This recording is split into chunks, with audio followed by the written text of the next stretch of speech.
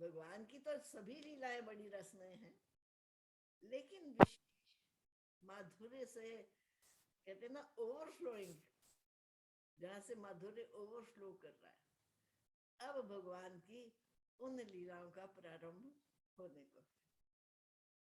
सो व्यक्त चित्त होकर इनका आनंद ले, बिकॉज ये वाणी का विषय तो है ही नहीं, वाणी इसका वर्णन कर ही नहीं सकती, लेकिन फिर भी यत किंचित व्यास देव जी ने जो उसका चित्रण किया है, उसका लेखन नहीं किया उन्होंने, उसका चित्रण किया है।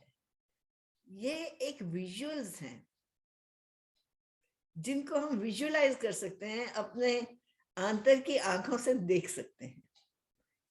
इसलिए उन लीलाओं का श्रवण नहीं, उन लीलाओं का दर्शन करने की आवश्यकता है। हम अनेकों बार, हम में से बहुत लोग, मैं तो अपनी बात करती हूँ, एकाग्रता कैसे आए, इस प्रश्न पे आकर मन कई बार अड़ जाता है कि पूजा भी करते हैं, ध्यान भी लगाते हैं और दावा भी करते हैं कि हम भगवान से प्रेम करते हैं, लेकिन उस प्रेम में एकाग्रता कैसे आए? क्योंकि बैठे हम मंदिर में हैं, माला हाथ में है, लेकिन मन तो सारे संसार की दौड़ लगा रहा है। उस एकाग्रता का अगर दर्शन करना है ना, तो वो एकाग्रता गोपियों का जीवन है। कहां पर वो अपने विभिन्न कामों में व्यस्त हैं, विभिन्न जगह पर बैठी हुई हैं, लेकिन चित्त उनका कृष्ण रूपी खूंटे से बंधा हुआ है। एक पल के लिए भी वो वहां से विचलित नहीं होता, क्रिया भले ही हो। सो आज हम उसी वेणु गीत का श्रवण नहीं, दर्शन करने का प्रयास करेंगे, क्योंकि श्रवण की हुई बात कई बार भूल जाती है, लेकिन जिस चीज का हमने दर्शन किया हो ना, ऑडियो विजुअल, उसका इम्पैक्ट बड़ा जबरदस्त होता है। सो ये प्रसंग जो है ना, ये प्रसंग और आने वाले प्रसंग, अब भगवान कृष्ण की लीला में ये विजुअल दर्शन के प्रसंग हैं, जैसे व्यास देव जी ने इनको प्रस्तुत किया है हमारे लिए। सो आज हम वेणु गीत में प्रवेश करने जा रहे हैं। भगवान कुछ बड़े हो गए हैं, रोज अपने जंगलों में जाते हैं, गोवर्धन पर्वत पर जाते हैं गैयों को लेकर चराने के लिए।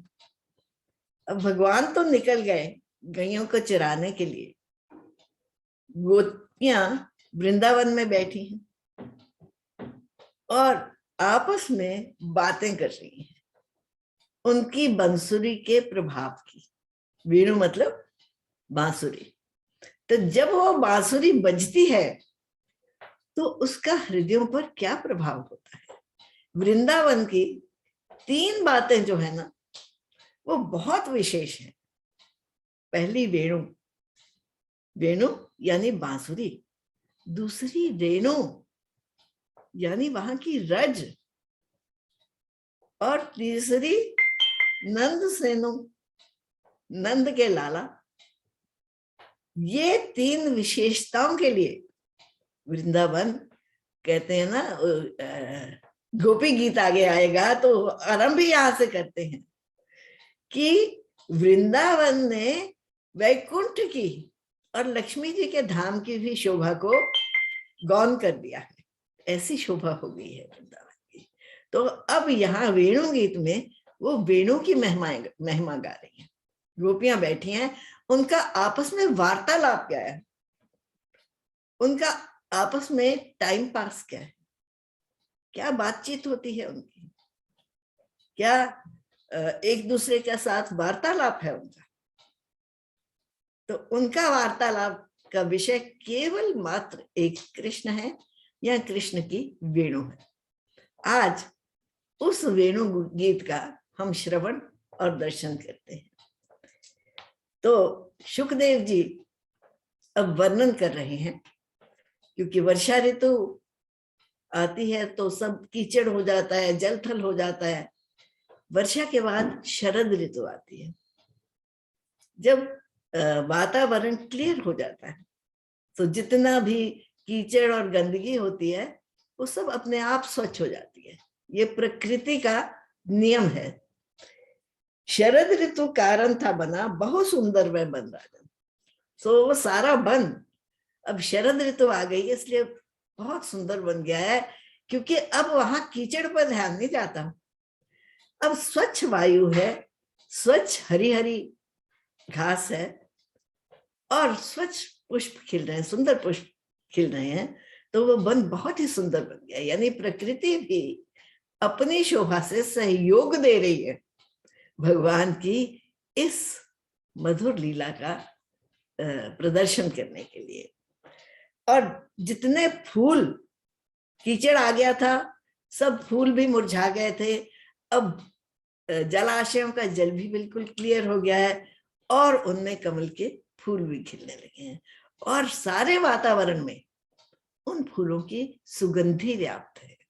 सर्वप्रथम शुकदेव जी उस ऋतु की महिमा गाते हैं जिस ऋतु की अब बात करने लगे हैं। और दोनों तरफ हरे हरे पेड़ लगे हुए हैं, पंक्तियां लगी, पंक्तिबद्ध लगे हुए हैं और उन पेड़ों पे फूल लदे हुए हैं, नई नई कोपलें खिली हुई है और पक्षी चहचहा रहे हैं। ऐसा सुंदर वातावरण है। और मधुरापति श्री कृष्ण भी श्री राम और ग्वालों के संग धेनु चराते वन में घुसे और छेड़ी बांसुरी ताना भर। तो ऐसे सुंदर वातावरण में जो मधुरापति कृष्ण है, सारी मधुरता का सोर्स, सारी स्वीटनेस का, जैसे कहते हैं ना, जहां से सारे संसार का माधुर्य प्रवाहित होता है, वो कृष्ण अपनी बांसुरी की तान छेड़कर अब उन वनों में प्रवेश कर रहे हैं अपनी गौओं को लेकर। अब भगवान की वंशी कैसी है? केवल स्वर नहीं है, स्वर तो मधुर होते ही हैं, स्वर तो मीठे होते ही हैं, लेकिन ये ऐसा स्वर है जो प्रत्येक जीव के हृदय में प्रेम का अवगाहन कर देता है, प्रेम जगा देता है। ऐसी बांसुरी सुनकर और सब कुछ, जब प्रेम का प्रवाह बहता है हृदय में तो और सब प्रवाह गौण हो जाते हैं। सो ये प्रेम जगाने वाला स्वर है उनका। और जब गोपियों के कानों में उस मधुर वंशी की ध्वनि पड़ती है तो उनके हृदय में भी इतना प्रेम का प्रवाह होता है कि वो अपने आप को संभाल नहीं सकते। यानी उनके हृदय का प्रेम जो है उनकी वाणी के द्वारा प्रवाहित होने लगता है। वो आपस में उनकी डिस्कशन क्या हो रही है, आपस में वो एक दूसरे के साथ बात क्या कर रही हैं। कहते एकांत में अपनी सखियों से प्रीतम की बातें करने लगी, वह गुण रूप वंशी प्रभाव की चर्चा में। उनके गुण, उनके रूप और उनकी वंशी का क्या प्रभाव होता है, अब वो अपनी सखियों के साथ एकांत में बैठ कर प्रीतम की बात कर रही है। संसारिक बातें तो है नहीं कि हाँ ये भी काम हो रहे हैं, वो भी काम हो रहे हैं, वो भी काम हो रहे हैं। एक काम हो गया मंदिर में भी बैठ गए, एक काम हो गया अपना टाइम भी पास कर रहे हैं मंदिर में बैठ के, ऐसी बात तो है नहीं। सो जो बहुत अपनी आंतरिक जिनसे बात कर सकते हैं वो सखियों के साथ बैठ के अब आपस में उनकी वार्तालाप है, उनकी दिनचर्या क्या है, उनका ध्यान कहाँ टिका हुआ है, एकाग्रता क्या है, इसके दर्शन में ही हमें एकाग्रता का परिचय मिलता है। अब क्या बातें करती हैं? प्रभु मिलन की आकांक्षा ने फिर और जोर पकड़ा। उनका मन मानो उनके वश में ही फिर नहीं रहा। तो मन वश में नहीं रहा, मन मेरे कहे पर नहीं चलता, उनकी वंशी की ध्वनि कानों में पड़ती है तो मन भागकर उस जगह पहुंच जाता है जहां पर वो वंशी का नाद कर रहे हैं। अपने वश में नहीं मेरा मन, यानी मेरा मन उनके वश में हो गया, उनकी वंशी की तान के वश में हो गया, और मन ही मन वे जा पहुंची वहां पे ही जहां कृष्ण थे। एकाग्रता, मन स्थान तो अपने घरों में बैठी हुई है, कार्य तो कर रही है अपने गृह कार्य, कोई दूध उबाल रही है, कोई बच्चों को संभाल रही है, कोई अपने अपने जो गौवा का स्थान है उसको स्वच्छ कर रही है, कोई गौवों का चारा दे रही है, सब भिन्न भिन्न कामों में लगी हुई है, लेकिन उनका मन कहाँ जा पहुंचा, जहां कृष्ण थे। मन कृष्ण के चरणों में जा लगा। अब वाणी बोले कैसे, भाषा के शब्द सब गौण भरे। अब वाणी कैसे कहे, क्योंकि वाणी के पास तो समर्थ है ही नहीं उनका गुणगान करने की। भाषा के शब्द सब मौन भरे। ये एक्सपीरियंशियल है, ये बोलने की बात नहीं है, इसलिए इसका अनुभव हमें, जहां हमें स्नेह होता है ना, जहां हमें प्रेम होता है ना, वहां हमें अनुभव है इस सब का। हम प्रेम से गदगद हो जाते हैं। अपना बेटा कितने सालों के बाद विदेश से वापस आए, हृदय इतना गदगद हो जाता है उसके प्रेम से कि मुंह से शब्द नहीं निकलते। लेकिन यहाँ उस वंशी ने कृष्ण के उस प्रेम को जागृत किया, इसलिए अब वाणी बोले भी तो क्या करे, क्या शब्द तो है ही नहीं उसको एक्सप्रेशन देने के लिए। मन की आंखों से देखा, क्योंकि मन वहां पे जा पहुंचा ना, शरीर तो बैठा अपने घर में, लेकिन मन की आंखों से देखा, ग्वालों के संग कृष्ण है आ रहे, वृंदावन की पुण्य भूमि पे वह प्रवेश है पा रहे। मन की आंखों से देखा। ये अगर हम ध्यान से देखें ना, तो ये ध्यान की प्रक्रिया की बात कर रहे हैं। गोपियां ध्यानस्थ हैं, हालांकि उनका शरीर कर्मों में निमग्न है, लेकिन मन वहां पहुंचा जहां कृष्ण थे, और मन की आंखों से देखने लगे कि कृष्ण क्या कर रहे हैं, कृष्ण कहाँ पे गौएं चरा रहे हैं। तो उन्होंने देखा कि वो गौओं को चराकर अब वृंदावन की भूमि पर, उस ऑरा में, उस परिवेश में, उस एटमॉस्फेयर में, वो एटमॉस्फेयर कहाँ क्रिएट हुआ है, मन की आंखों से देखा। गोपियां वहां पहुंची नहीं देखने के लिए, लेकिन मन वहां पहुंच गया, और मन ने पहुंचकर देखा कि कृष्ण प्रवेश पा रहे हैं वृंदावन की भूमि पर। वृंदावन कौन सा, और वृंदावन है हृदय। इस तन में जो हृदय है ना, वो हमारा बिल्कुल पर्सनल है, हमारे हृदय तक किसी की पहुंच नहीं है।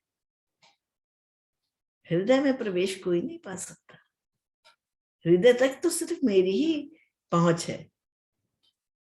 और इस हृदय में भगवान जब प्रवेश कर जाते, भगवान जब पदार्पण करने लगते हैं इस हृदय में, तो क्या झांकी है उस समय की उन गोपियों की। कहते हैं वेणु के छिद्रों से वह, छिद्रों में वह अपना अधरामृत भर रहे। ऐसे लगता है वंशी के उन छिद्रों में वो अमृत उड़ेल रहे हैं अपने होठों से, और वंशी के स्वरों के साथ वो स्वर नहीं, वो अमृत की लहरें हैं जो वंशी के स्वरों से निकलकर सारे वातावरण को व्याप्त कर रही हैं, सारे मेरे पूर्ण हृदय को, मेरे पूर्ण व्यक्तित्व को अपने हाथों में ग्रहण कर रही है। पीछे पीछे सब ग्वाल बाल व कीर्ति गान है कर रहे।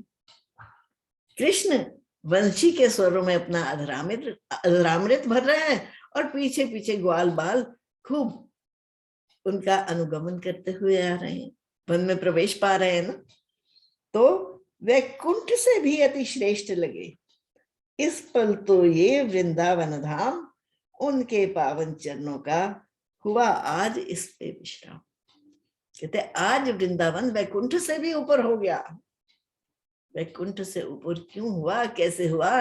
क्योंकि उनके श्री चरण आज इस वृंदावन की धरती पर पड़े हैं, वृंदावन की धरती को स्पर्श हुआ है उन चरणों का, इसलिए वैकुंठ भी वृंदावन धाम की तुलना में न्यून रह जाता है।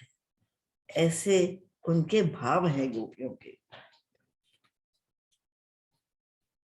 वो जो ध्वनि है, शुक्राचार्य सुखदेव महाराज परीक्षित को सुना रहे हैं ना ये सारी कथा, ये सुखदेव जी के मुख से निकल रही है, ये जो वंशी वादन है, जो वेणुगीत है।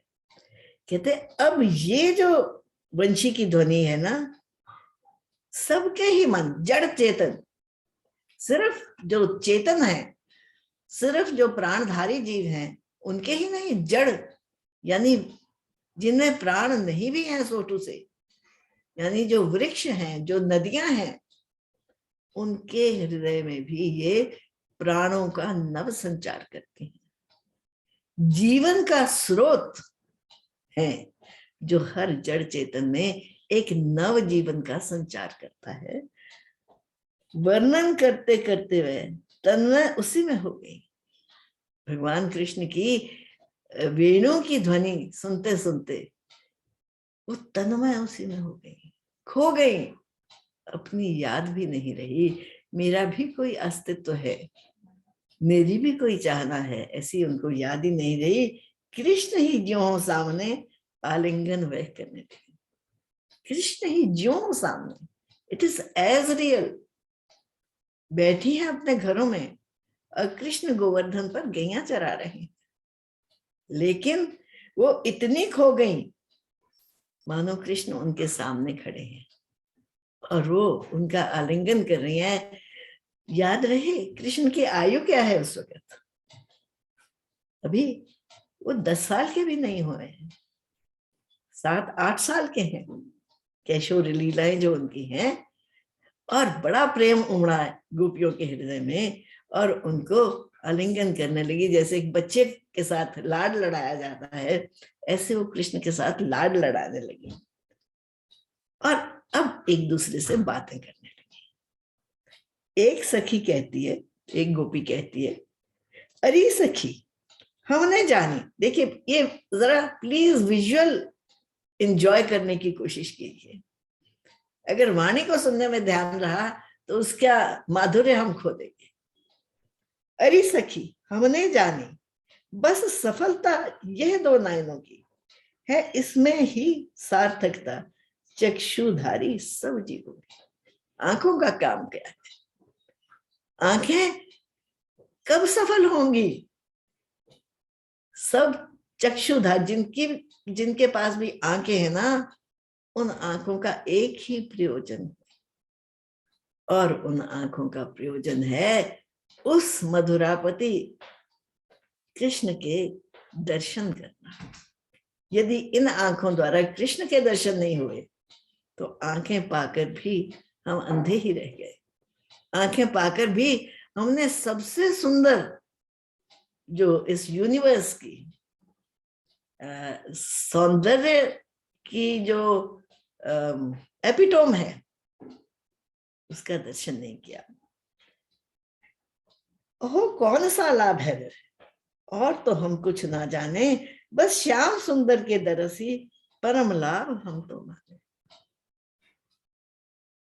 मुरली अधर पर धरे हुए, नयनों में प्रेम सुधारस ले, तिरछी चितवन से श्रीहरि अब हमरी ओर हो देख रहे। जब हमरी ओर हो देख रहे, उनकी इस मुख माधुरी का पान ही हम करते रहे। श्याम ही हृदय में हो बसे, नैना व छवि में छके रहे। पान ही बस हम क्या करें, देखे नहीं, आंखें उनके सौंदर्य को अपने हृदय में ले जाए। और हम उनके सौंदर्य की मस्ती में छपी रहे, हमें और कुछ संसार में दिखे ही ना सिवा कृष्ण के। और वो एक मीरा जी का पद है बहुत सुंदर, और सखी मद पी मदमाती, मैं बिन पिए मदमाती, हरि प्रेम की मैं मद पीऊं, छकी रहूं दिन रात। कहते आंखों का तब फायदा है ना कि उनके प्रेम की सुधा, उनके प्रेम का रस, उनके सौंदर्य का रस अपने हृदय में ले जाए। और एक बार जिसके हृदय ने उस सौंदर्य का पान कर लिया, उसको फिर और कुछ पान करने की आवश्यकता ही क्या है। सफलता इन नयनों की किसमें है कि बस उसके मद में छके रहे, उसके मद में अपने आप को भूले रहे, यही सफलता है। ये सखी, एक सखी कह रही है। कहते हैं अब उनका रूप क्या है कि एक तो शरद ऋतु है, वृक्षों की डालियां झुकी हुई हैं फूलों के भार से, और नव पल्लवों के नए नए निकले हैं पत्ते उनके भार से।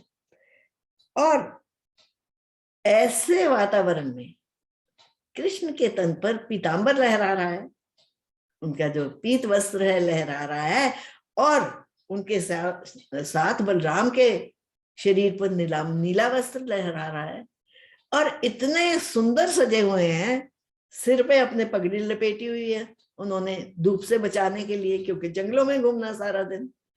तो ऐसे लगता है जैसे किसी रंगमंच पर नृत्य करने के लिए दो नट सजे सजाए रंगमंच के ऊपर प्रवेश कर रहे हैं। उसी प्रकार ये श्याम और बलराम वृंदावन की धरती पर अपने चरण धर रहे हैं, ऐसा सौंदर्य है। और फिर सारे ग्वाल बालों के बीच में ये दोनों अलग ही चमक रहे हैं।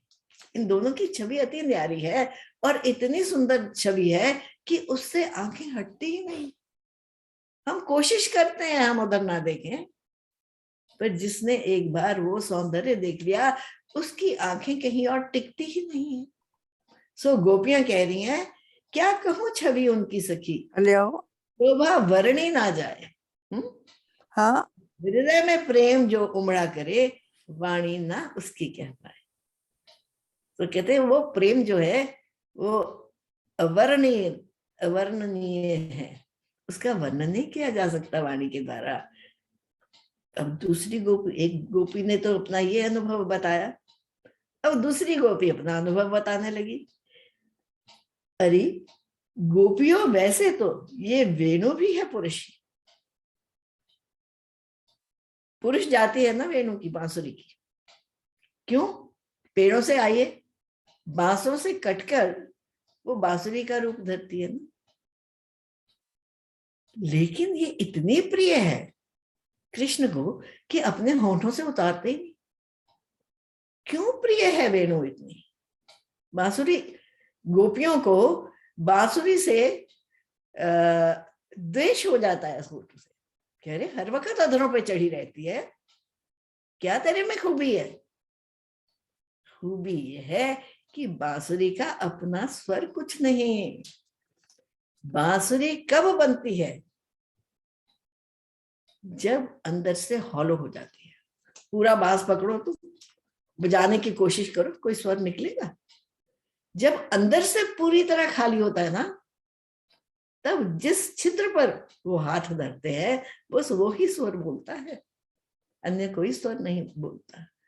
कान्हा तेरी बांसुरी नेकू बजाओ, ये सूरदास जी का पद है, बहुत ही प्रिय। और रमा तो बहुत सुंदर गाती भी है, बहुत हमारा इसने बहुत कुछ हमें सिखाया है इस पद के लिए। कान्हा तेरी बांसुरी नेकू बजाओ। थोड़ी देर के राधा जी कहती हैं, हे कृष्ण मुझे अपनी बांसुरी दे दे, थोड़ी देर के लिए मैं भी बजा के देखूं। कैसे बजाऊं? जो तुम तान भरो मुरली में, सोई सोई गाय सुनो। जो तान तुम फूंकोगे ना, जो स्वर तुम इस मुरली में भरोगे, बस वो ही गाऊंगी मैं। तेरे स्वरों के अतिरिक्त कोई और स्वर नहीं गाऊंगी। तेरे आदेश के अतिरिक्त मेरे जीवन में मेरी अन्य कोई चाहना नहीं होगी, मेरी कोई कामना नहीं होगी, मेरा कोई संग नहीं होगा, मेरा कोई मोह नहीं होगा। ऐसी है बांसुरी। क्यों प्रिय है ये समझें। जिस दिन हम भी ऐसे हॉलो हो जाएंगे ना, तैयार हो जाएंगे उसके स्वर में गाने के लिए, तो फिर हम भी उसके कंठ से जा लगेंगे। लेकिन यहाँ तो इतने बेसुरे स्वर बोलते हैं। एक और गीत मुझे याद आया जो बहुत प्रिय था, मुझे प्रिय है, पर किसी जमाने में बहुत पॉपुलर हुआ करता था। इस मुरली में 7 छेद हैं जिनसे भगवान अपने स्वर बजाते हैं, ठीक है। मेरे हृदय में लाखों, छेद छेद में 100 सुर हैं, जिस सुर में चाहे गारे। अब वो सुर अगर हम भगवान के हाथ में दे देंगे ना, कि जिस सुर में वो गाना चाहे उस सुर में गाएं। हम कहते हैं हमें ये सुर पसंद है, हमें ये सुर गा के सुना, ऐसा तो नहीं होता। अगर उसके कंठ से लगना है, अगर उसकी प्रिय बनना है, तो मुरली सामने है ना, जिसके अंदर कोई कामना, कोई वासना, कोई चाहना है ही नहीं, कोई अपना अस्तित्व ही नहीं है। जो तेरा भाना मीठा लागे। ये नहीं कहा उन्होंने कि मीठा मीठा देना मुझे, हे भगवान, नानक जी की वाणी है, कहते तेरा भाना मीठा लगे। जो आपको पसंद है मुझे भी वही पसंद है। जो आप मेरे जीवन के साथ करना चाहते हो, बस मैं उसके अतिरिक्त किसी दूसरी तरफ नजर भी नहीं डालूंगी।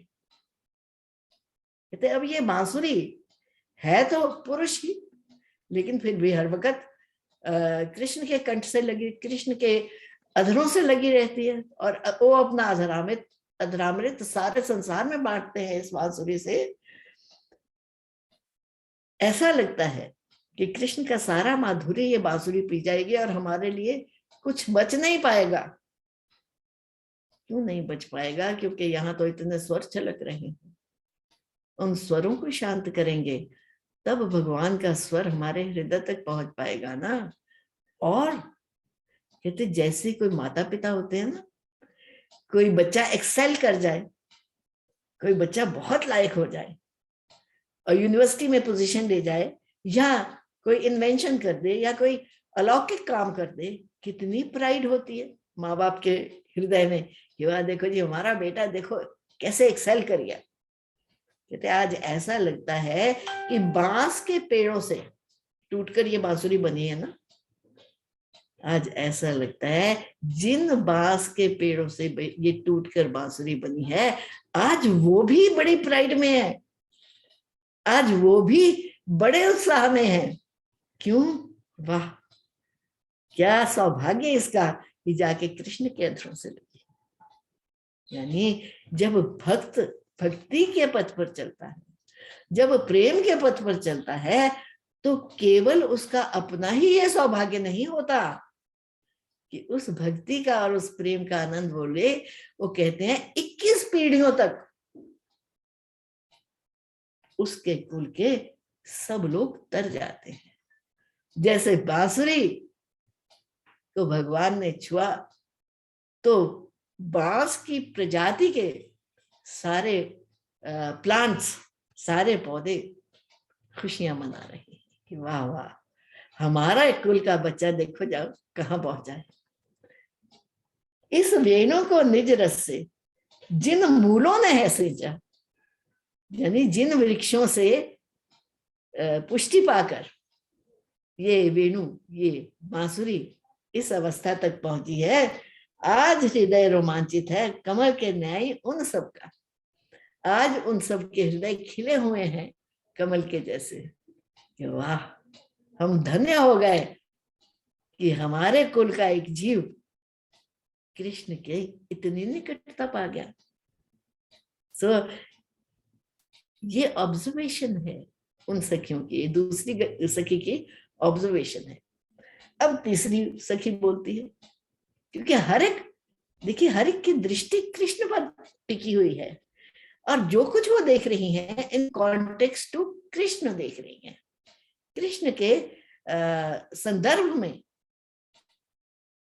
उन्होंने उन बांसों के पेड़ों की बात करी। तीसरी सखी कहती, अरे सखी, इस पृथ्वी की कीर्ति अति विस्तृत हो रही, पृथ्वी की कीर्ति कितनी बढ़ गई, कितनी सौभाग्यवान है ये पृथ्वी, वृंदावन की राही ये वैकुंठ लोक तक जा पहुंची। वृंदावन में श्री कृष्ण के चरण पड़े हैं इस धरती पर, और ये धरती इतनी महान हो गई है कि वैकुंठ लोक तक जा पहुंची। इसकी महिमा आज वैकुंठ से भी ऊपर है। देव की नंदन कृष्ण के चरण कमल के चिन्ह है। यहाँ क्या महानता है इस धरती की कि भगवान कृष्ण के चरणों के चिन्ह है इस धरती पर। इस धरती पर वो नंगे पांव घूमते हैं, इस धरती पर वो भागते हैं, अपनी सारी लीलाएं करते हैं। मुनिजन मोहिनी कृष्ण की मुरली का हो जब नाद, यहाँ मतवाले हो मयूर तब इसकी ध्वनि पे नाच उठे। पर्वत की चोटी पर सदा जो पशु पक्षी विचरण करें, स्तब्ध शांत होकर वे सब इस दृश्य का दर्शन करें। वशीकरण कोई मंत्र जो वंशी सब कानों में। तो मयूर नाच उठते हैं, पशु पक्षी स्तब्ध हो जाते हैं, दे आर ओल्ड साइलेंस में पूर्ण मौन होकर इस वंशी का गान सुनते हैं। ऐसा लगता है जैसे इस वंशी ने सबके कानों में कोई वशीकरण मंत्र फूंक दिया है, यानी एज इफ हिप्नोटाइज्ड, ऐसा इसका प्रभाव है। प्राण प्राण प्रिय श्री कृष्ण जब विचित्र वेश धारण करें और अपनी मुरली पर मधुर तान जब छेड़ा करें, तब मूढ़मती ये हिरनिया भी, पृथ्वी की बात हुई तो तीसरी सखी कहती है, अरे इन हिरणों को देखो, इन हिरनियों को देखो जो चौकड़ियां भर रहे हैं वन में। तब मूढ़मती ये हिरनिया भी निज पति कृष्ण मृगों को ले प्रीतम श्री नंद नंदन के समीप ही फिर आ पहुंचे। सो उनके भी प्रियतम है नंद नंदन, केवल हमारे ही प्रियतम नहीं है। वो हिरनिया भी अपने पतियों को, अपने परिवार को लेकर वहां पहुंच जाती हैं कृष्ण जहां वेणु का नाद कर रहे हैं, बंसुरी बजा रहे हैं। फिर क्या करती हैं, मृग नयनों से प्रेम, मृग नयनों में प्रेम भरी ये उन्हें निरखने लगती हैं, मानो ये कमल लोचन अपने श्री कृष्ण समर्पित करती हैं। ऐसे प्रेम से उनको देखती हैं, यानी जैसे उनके नयन भगवान के चरणों में समर्पित है। कृष्ण की प्रेम भरी चितवन जो उनका सत्कार करे, धन्य भाग वह हरिणिया सब प्रेम उसे स्वीकार करे। तो कृष्ण की जो प्रेम बांकी चितवन है, प्रेम कण कण से प्रवाहित हो रहा है, वो प्रेम उन हरिणियों का सम्मान कर रहा है। उनके प्रति भी उनके प्रेम में उतनी ही इंटेंसिटी है, भेदभाव नहीं है, क्योंकि प्रेम स्वरूप है उनका। प्रेम वो नहीं जो एक से किया जाता है, या तो प्रेम स्वभाव है या फिर प्रेम है ही नहीं। और अगर प्रेम स्वभाव है तो फिर उसमें अपना और पराया नहीं देखा जा सकता। फिर किसके प्रति मैं प्रेम करूं, किसको ना प्रेम करूं, ऐसी बात नहीं वहां पर, क्योंकि प्रेम स्वभाव है कृष्ण का। जो भी उनके सम्मुख आ जाएगा उसके प्रति वो प्रेम प्रवाहित हो ही जाएगा। हिरनियों के प्रति भी उसी इंटेंसिटी से उनके प्रेम का प्रवाह है। और कहते अरे तुम तो धरती की बात कर रहे हो। अगली सखी बोलती है, आप तो धरती के जीव है ना, मतलब हिरनिया भी धरती के जीव हैं, मोर जो नाच पड़ते हैं वो भी धरती के जीव हैं, जो गौएं चरा रहे हैं वो भी धरती की हैं। अरे स्वर्ग में देखो, जो आकाश में देवांगनाएं हैं, जो देवताओं की पत्नियां हैं, वो जब आकाश से इतना सुंदर स्वर आकाश में बैठे बैठे सुनती हैं, तो वो भी अपनी सुध बुध भूल जाती हैं, वो भी अपना सब श्रृंगार भूल जाती हैं। उनके भी जूड़ों में, उनके भी वेणियों में जो गुथे हुए फूल हैं वो गिरने लगते हैं, और वो भी इस मधुर प्रेममयी ध्वनि को सुनकर मानो मूर्छित हो जाते हैं। ऐसी अवस्था है, ऐसा प्रभाव है उस वंशी के वादन का, वो अपनी सुध-बुध खो देती है। अगली सखी क्या कहती है? एरी सखी, इन देवियों की बात हो क्या तुम कह रही? क्या इन धेनुओं की गति तुमने है कभी देखी नहीं? अरे उन देवियों की क्या बात करनी, जो देवियां हमारी नजर से ही दूर है, देवांगनाओं को हम देख नहीं सकते। अरे वो धेनुएं, वो गौएं जो हमारे घरों में पली हैं, जो हर वक्त हमारी आंखों के सामने रहती हैं, क्या तुमने उनकी गति नहीं देखी कभी? उनकी अवस्था नहीं देखी? निज मुख से हमारे प्यारे कृष्ण जब वंशी में स्वर भरते हैं, गौओं के दो कान तब होकर चौकन्ने सुनते हैं। कान खड़े हो जाते हैं। कैसे खड़े हो जाते हैं? कानों के डोने, डोने होते हैं ना जिसमें खाना, पत्ते के बने हुए, जिसमें हम पीने के लिए, खाने के लिए वस्तुएं डालते हैं, तो कहते हैं उनके दो कान खड़े होकर उस वंशी की ध्वनि को ऐसे पीते हैं जैसे हम अमृत का पान कर रहे हो। कानों के राही वो वंशी की ध्वनि हृदय में जाती है, कानों के राही सत्संग हृदय में जाता है, कानों के राही कथा हमारे कानों में, हमारे आंतर में, हृदय में जाती है। इसलिए कभी ये नहीं कहते कथा सुनने जा रहे हैं। शास्त्रों में, शास्त्र की भाषा में कथा का पान करो, कहते इस रस का तुम पान करो। जहाँ भागवत की महिमा कर रहे हैं ना शिवदेव जी, ते बार बार इस रस का पान करो। क्यों बार बार रस का पान करो? क्योंकि इन कानों से वो मधुर ध्वनि जाकर हमारे हृदय में प्रवेश करती है,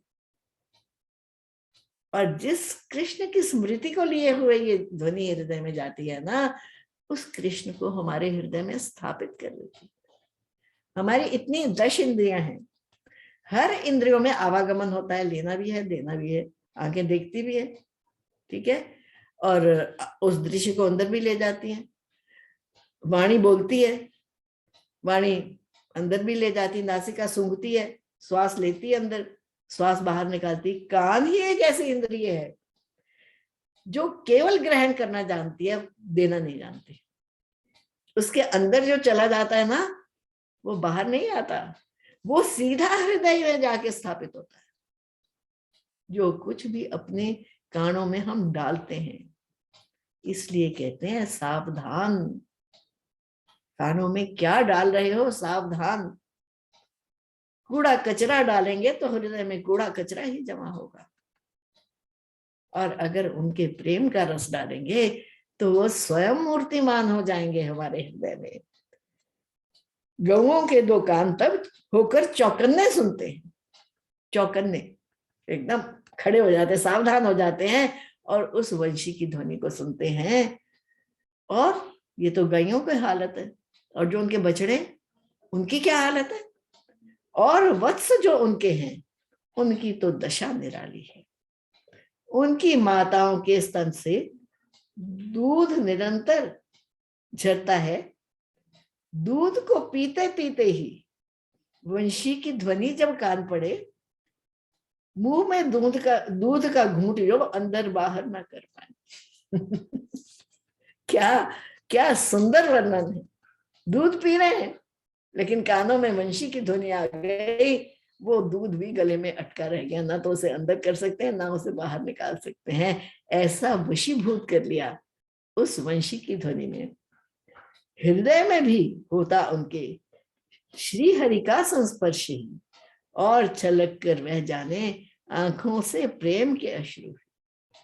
जब उनके हृदय में भगवान की वंशी की ध्वनि जाती है तो उनकी आंखें भी प्रेम के आंसुओं से भर आती हैं। ये छोटे छोटे बछड़ों की हालत है, गायों के ज्यों के त्यों ही ठिठके हुए खड़े के खड़े रह जाते हैं, ना तो निगल सके वह दूध, ना ही उगल हुए पाते हैं।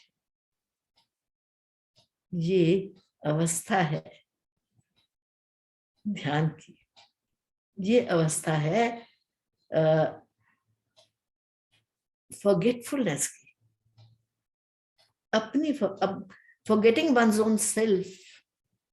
मुझे तो दूध चाहिए, भूख लगी हुई है, दूध मुंह में पड़ा हुआ है, लेकिन इतनी होश नहीं कैसे करना क्या है, इसको अंदर ले जाऊं कि इसको बाहर डालूं। क्यों? क्योंकि चित्त टिका हुआ है उस वंशी की ध्वनि में। ऐसा हिप्नोसिस, हिप्नोसिस कहना गलत होगा, पर ऐसा वशीकरण करती है वो बांसुरी। अरे सखी, अगली सखी बोलती है, अरे सखी, ये गाय और बछड़े तो हैं वस्तु घर की, अपने वृंदावन के ही है ना।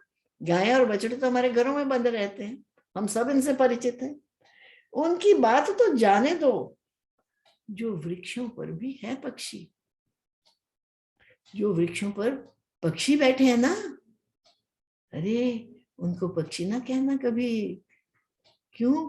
क्योंकि ये पक्षी नहीं है भाई, बड़े बड़े ऋषि मुनि है, जो भगवान की इस लीला का दर्शन करने के लिए वृंदावन में पक्षी बनकर वृक्षों पर बैठे हुए हैं। उनकी क्या गति है, उनकी बात तो जाने दो, जो वृक्षों पर भी है पक्षी। क्या देखो ना वृंदावन के, ना कहना भूल के भी पक्षी, सच पूछो तो उनमें भी बड़े बड़े हैं मुनि ऋषि। वृंदावन के वृक्षों की नव सुंदर डालियों पर बैठे मौन ही रह प्यारे की छवि निर्ममेश को देखते। निर्ममेश, बिना आंख झपके वो निरंतर एक टक भगवान की छवि देख रहे हैं, अपने प्यारे की छवि देख रहे हैं। उस रूप माधुरी और प्यारे चितवन को देख निहाल हो, कानों से भी देव मोहिनी वंशी का ही श्रवण हो। धन्य धन्य है मेरी सखी, धन्य है उन सब का जीवन, धन्य धन्य ये वृंदावन, जहां लीला करे त्रिभुवन मोहन।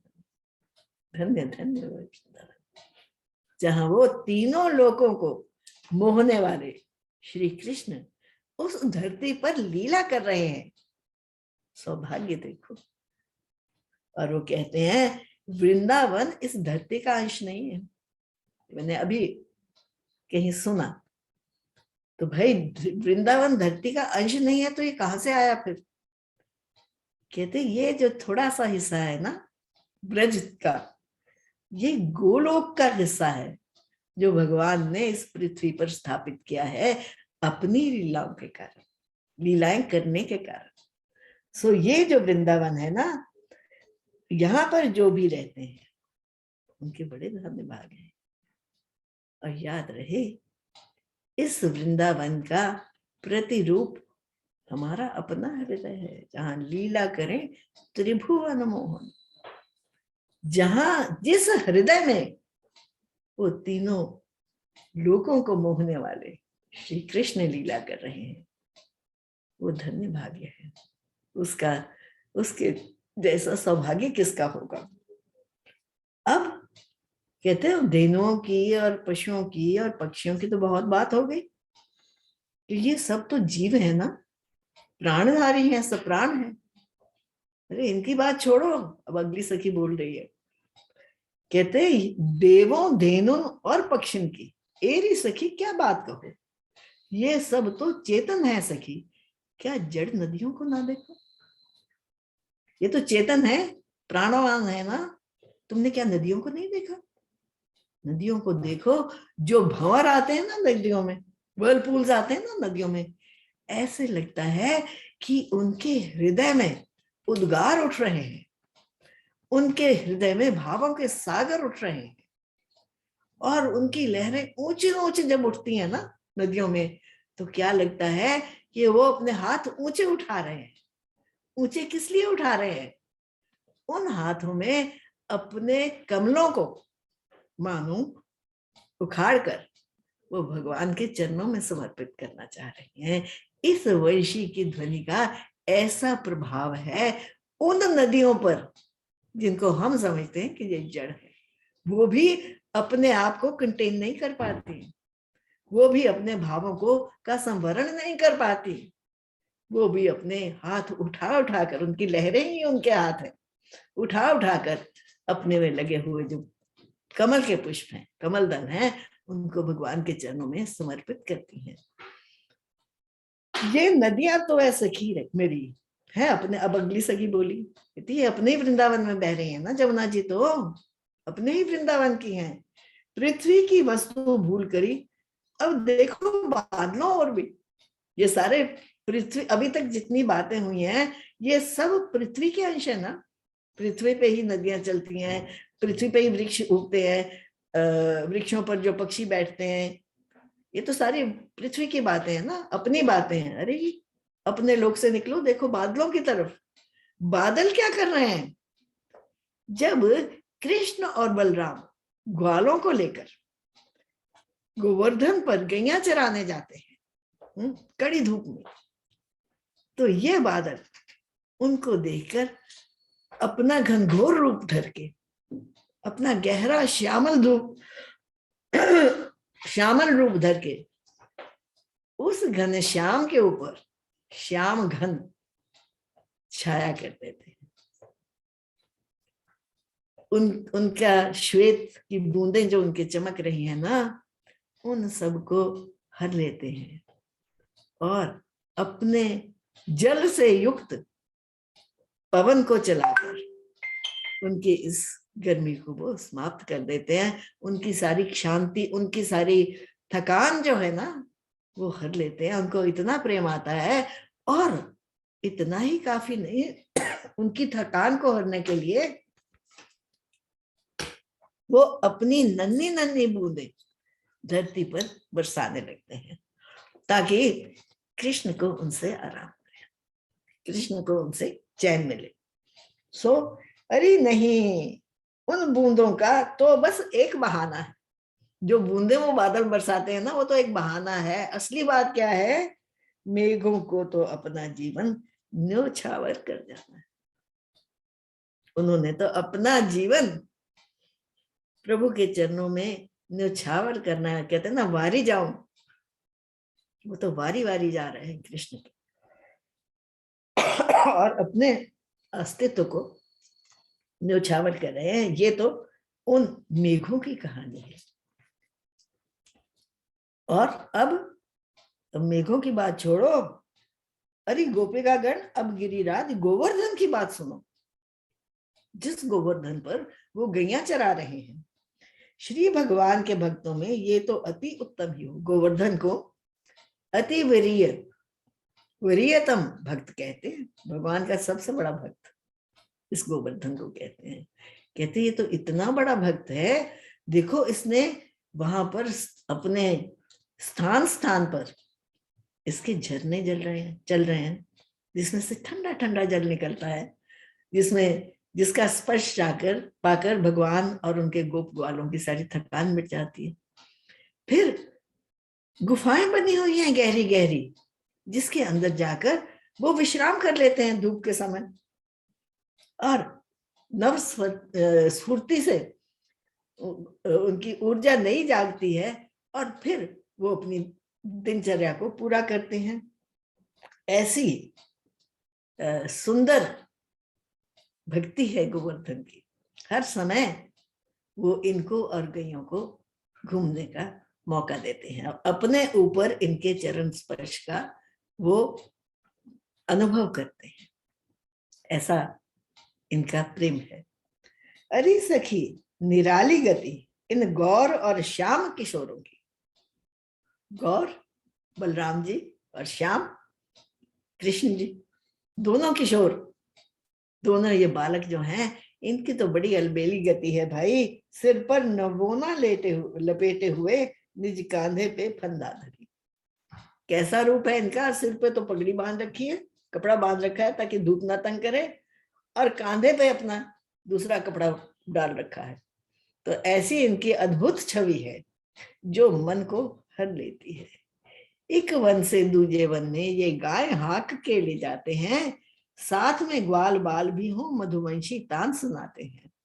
मनुष्य की बात तो दूर रही, सब में ही स्तब्धता छाती है। स्तब्धता, स्पेल बाउंड, इतना प्रभाव है इनके इस प्रेम का। चेतन पशु पक्षी हो या जड़ नदियां स्थिर हो जाती हैं, अचल वृक्ष भी ध्वनि सुनी रोमांच से जूं भर जाते हैं। उस जादू भरी वंशी को तो चमत्कार ही निराले। उस जादू भरी वंशी की क्या बात कहें, ना कोई जड़, ना कोई चेतन, ना कोई दैव देव, ना कोई मनुष्य, ना कोई पशु, ना कोई पक्षी इसके प्रभाव से बचा है। ऐसी उनकी निराली गति है, ऐसी उनकी सुंदर छवि है। ये शुकदेव जी सुना रहे हैं परीक्षित को। अब गोपियों की गति सुनाकर अब अगली बात कहते हैं, हे राजन, है असंख्य ही लीलाएं श्री कृष्ण की। वृंदावन बिहारी श्री मानस बने उस हंस की। मानस बने उस हंस की। वृंदावन में बिहार कर रहे हैं, रूप तो मनुष्य का है, लेकिन वो हंस है। हंस कौन? जो दूध और पानी को मिला के उसके सामने रख दो तो दूध दूध पी जाएगा और बाकी पानी रह जाएगा। यानी जो सत्य का ऐसा प्रतीक है, जो सत्य और असत्य का भेद इसी प्रकार कर सकते हैं जैसे वो हंस कर सकता है, लेकिन वो मनुष्य का शरीर धर कर आए हैं। गोपिका गण प्रतिदिन उनका आपस में वर्णन करती, लीलाओं का सिमरन कर तन्मय नित्य ही रहती। नित्य नव लीलाएं प्रभु की उनके हृदय में स्फुरित होती, श्री कृष्णमय ही होकर के हर क्षण व्यतीत थी। हर क्षण कृष्णमय होकर व्यतीत करती थी, कृष्ण के भाव में, कृष्ण के साथ जुड़ी हुई होती थी। शरीर भले ही कोई काम करता हो, लेकिन चित्त उनका कृष्ण के चरणों में रहता था। तो ये है वेणु गीत जो गोपिकाओं ने गाया। ये उनकी नित्य की वार्तालाप, एवरीडे कॉन्वर्सेशन गोपियों की। मेरे ख्याल समय भी हो गया। बहुत सुंदर। It was beautiful.